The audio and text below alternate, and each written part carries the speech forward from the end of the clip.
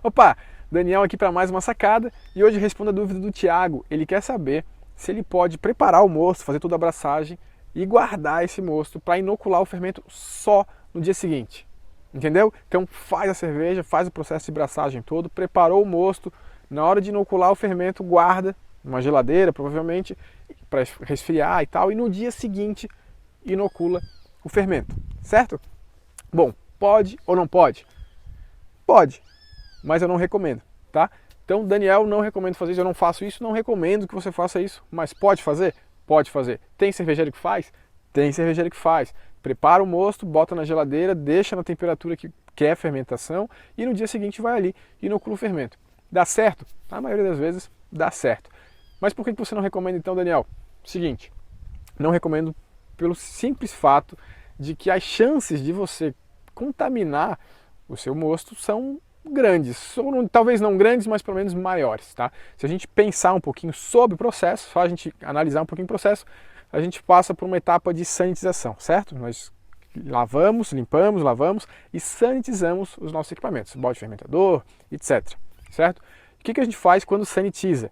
A gente elimina a maior parte dos organismos, a gente não esteriliza nossos equipamentos. A gente tem naqueles equipamentos uma certa quantidade de micro-organismos, bactérias e leveduras selvagens também estão ali. E por que essas leveduras, essas bactérias não contaminam o nosso mosto? A gente fermenta e não tem problema com contaminação.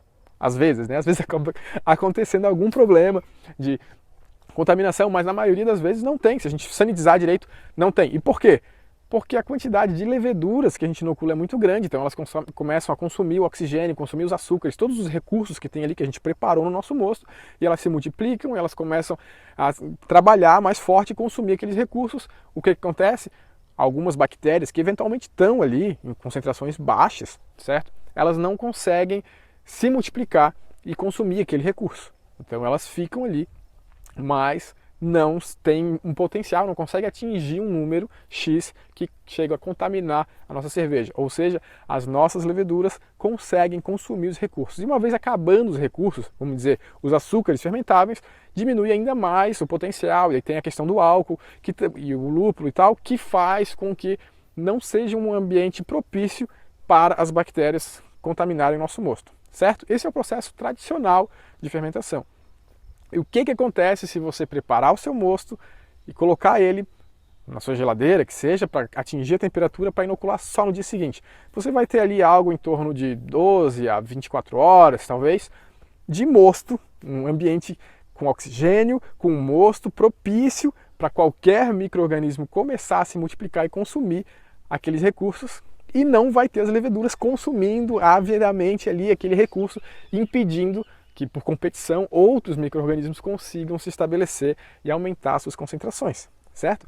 Então, se você não tiver uma sanitização muito boa, as chances são que vai ter contaminação, certo? Se você tiver uma concentração de bactérias ali, ainda que pequena, durante 24 horas elas vão conseguir sim se multiplicar, proliferar e começar a consumir os seus açúcares, daí não tem mais levedura que salve, depois que você inocular as leveduras, não tem mais jeito, se tiver dado um boom aí de contaminação, já era, tá? Então, fica a dica, se você fizer a fermentação, vale a pena se esforçar, conseguir baixar a temperatura e fazer a inoculação sim no mesmo dia. Se não tiver como, por algum problema que de repente deu no seu processo, enfim, você faz no outro, tem um risco maior, não quer dizer que vai contaminar com certeza.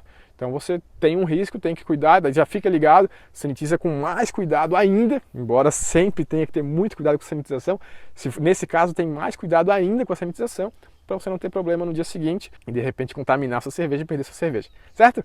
Ficamos por aqui, mais uma sacada, amanhã tem mais, já sabe, se inscreva no canal se não está inscrito, curte aí, compartilha com quem você acha que vai gostar dessas sacadas e poder melhorar aí as suas cervejas, certo? Um grande abraço, até amanhã, tchau, tchau!